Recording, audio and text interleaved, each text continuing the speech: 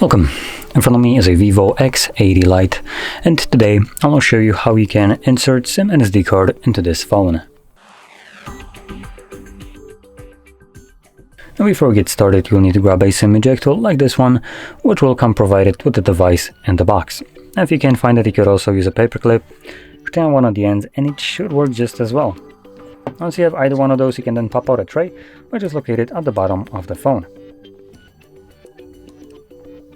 You want to push the pin in, and you will see that the tray pops out enough for you to be able to grab it and pull it out. On the tray you have space for either two different SIM cards or one SIM card and one SD card.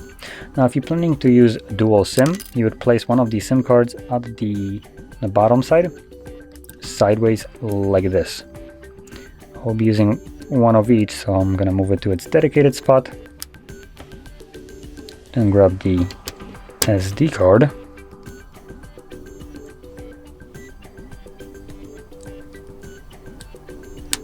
There we go. Clip it in. Make sure that both of the cards are clipped in properly. They shouldn't be falling out if you flip the tray over. Anyway, from there, insert it back into your device, and these cards should start working right away. So we do have a pop-up about the SD card. There we go.